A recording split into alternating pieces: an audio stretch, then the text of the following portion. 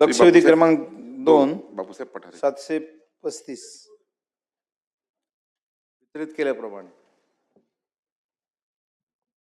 अध्यक्ष महोदय,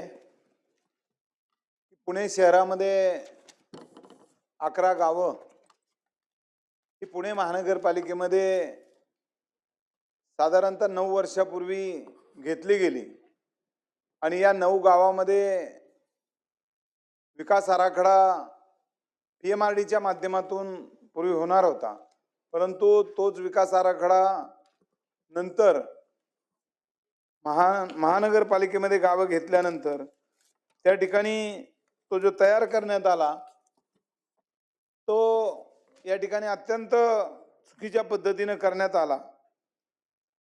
अध्यक्ष महोदय, हा विकास आराखडा करत असताना 29 वर्षापूर्वी लोहगाव हे गाव महानगरपालिकेमध्ये घेतलेलं होतं, परंतु ते त्यावेळेस वगळल्यामुळे त्या ठिकाणी हजारो घरं तयार झाली। त्या ठिकाणी प्लॉटिंग झालं शहराच्या लगत असल्यामुळं आणि एअरपोर्टच्या लगत असल्यामुळं मोठ्या प्रमाणामध्ये त्या ठिकाणी प्लॉटिंग झालं। एअरपोर्ट्स मध्ये काम करणारे काही बांधव असतील, शासकीय नोकरीमध्ये, केंद्र सरकारच्या काही राज्य सरकारच्या नोकरीमध्ये काय काम करणारे, पोलीस खात्यातील काही सहकारी असतील, काही अनेक सहकारी वेगवेगळ्या शासकीय खात्यामध्ये नोकऱ्या करत होते आणि एअरपोर्टच्या लगत आणि पुणे शहराच्या लगत असणाऱ्या या भागामध्ये अनेकांनी आपले प्लॉट घेतले आणि घरं बांधली आणि घरं बांधल्यानंतर पुणे महानगरपालिकेमध्ये ही गावं आल्यानंतर याचा DP प्लॅन तयार करण्यात आला आणि हा DP प्लॅन तयार करण्यात आल्यानंतर खऱ्या अर्थानं या ठिकाणी हे नगर रचना विभागाच्या माध्यमातून हा प्लॅन होत असताना हा प्लॅन चुकीचा झाला असं मला म्हणावं लागेल। त्याचं कारण आहे की ज्या रस्त्यावर 20 किंवा 30 फुटाचे रस्ते असतील त्या रस्त्यावर या ठिकाणी 120 फुटाचे रस्ते झाल्यामुळं रस्त्याच्या लगत असणारी घरं ही फार मोठ्या प्रमाणामध्ये बाधित झाली आणि आज जर पाहिलं तर यामध्ये मग मोचेनगर असेल, त्या ठिकाणी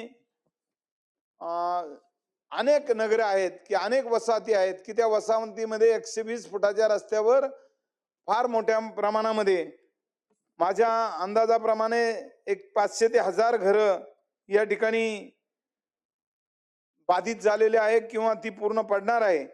माझं शासनाला हे म्हणणं आहे की जर ही ग्रामपंचायत काळामध्ये घरं बांधली असतील तर या घरांची सुद्धा भरपाई मला वाटतं द्यावं लागेल, कारण आपण जर 1997 साली ही गावं सोडली नसती तर गेल्या 29 वर्षामध्ये या ठिकाणी घरं झालेली नसती। आज मोठ्या प्रमाणामध्ये घरं झाली आणि या घरांच्यावर खरं म्हटलं तर ही लोक ज्यावेळेस हा DP प्लॅन मंजूर केला त्यावेळेस अनेक लोक या ठिकाणी घरी येऊन या ठिकाणी रडत होते आणि त्या लोकांना न्याय या ठिकाणी सरकारने दिला पाहिजे। योग्य पद्धतीनं या ठिकाणी जो होणारा अन्याय दूर करण्याचं काम शासन करेल का आणि या लोकांना न्याय देईल का?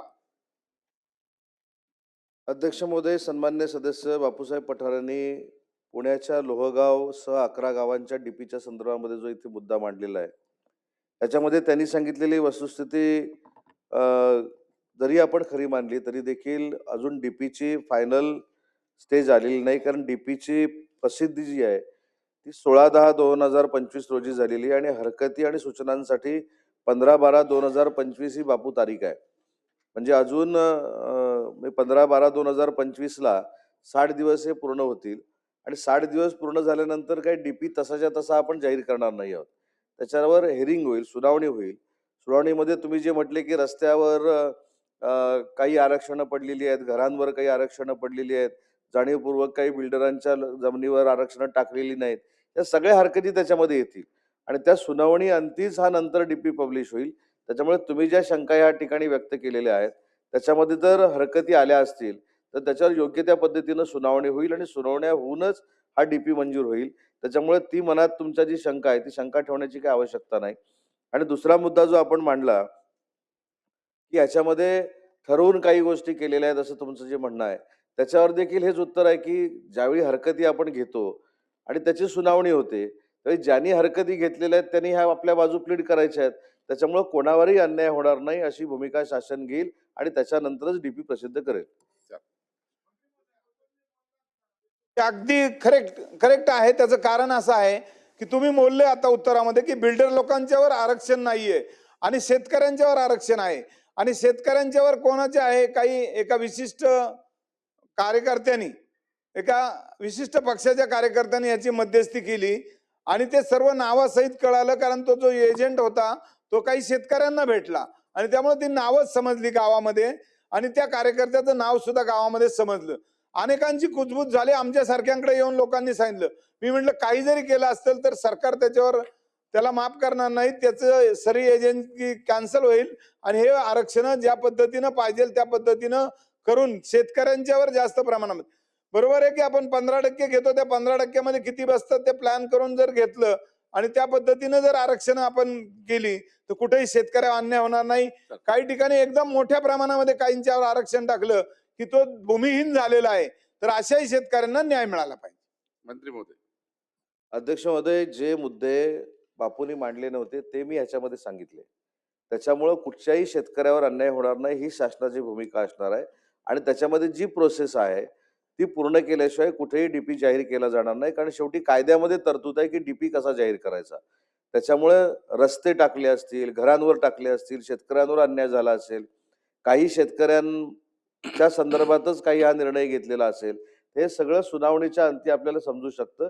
त्याच्यामुळे सुनावणीला वेळ देणं बापू हे गरजेचं आहे आणि सुनावणीनंतर आपल्याला अपेक्षित असलेलाच डीपी जाहीर केला जाईल. कुठेही शेतकऱ्यांवर अन्याय होणार नाही. चला शेवटचा प्रश्न भीमराव तापकीर. अध्यक्ष महोदय, पुणे महानगरपालिकेमध्ये 11 गावं समाविष्ट झाल्याच्या नंतर 2 गावे त्या ठिकाणी फुरसिंगी आणि देवाची उरळी वगळल्यानंतर 9 गावांचा या ठिकाणी पुणे महानगरपालिकेच्या वतीने विकास आराखडा तयार करण्यात आला.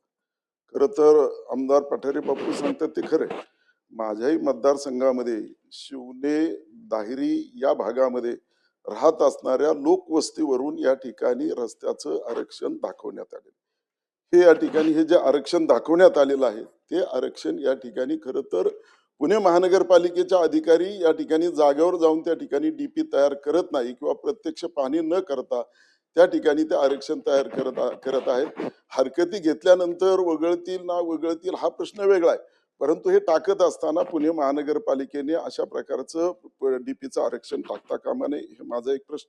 ते वगळले जाईल का हा माझा एक प्रश्न. दुसरा प्रश्न असा आहे की पुणे विकास आराखडा तयार करत असताना खरं तर नागरिकांच्या हितासाठी जे आरक्षण टाकण्यात आले जातात ही वेगवेगळी आरक्षण असतात. मग भाजी मंडई असेल, गार्डन असेल, त्या ठिकाणी खेळाचं मैदान असेल किंवा त्या ठिकाणी आपण पाहतो की पोलीस ग्राउंड असेल, या सर्वांसाठी ज्यावेळेस आरक्षण टाकण्यात येत असतं ही आरक्षण किती वर्षामध्ये या ठिकाणी विकसित झाली पाहिजे, याला टाइम बॉन्ड मर्यादा आहे का, हा माझा दुसरा प्रश्न.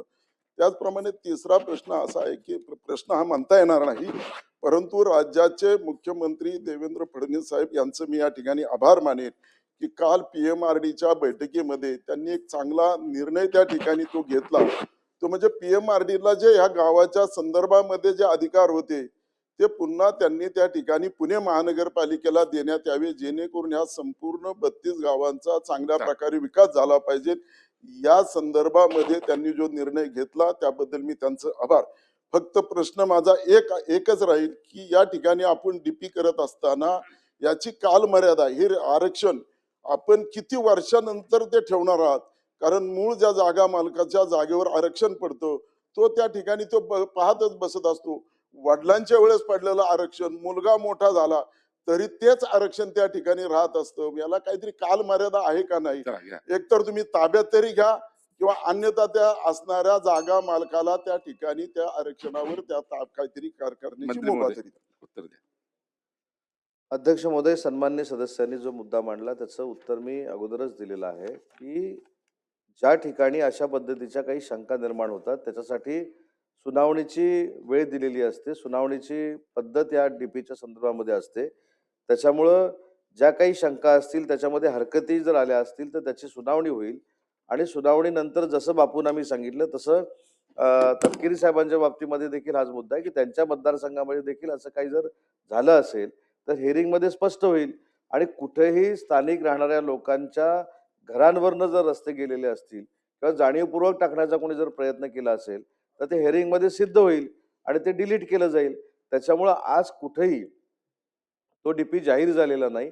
या हेअरिंग घेतल्यानंतरच डीपी जाहीर करण्याची प्रोसिजर आहे आणि ती सुनावणी घेतल्यानंतरच होईल. चला लक्ष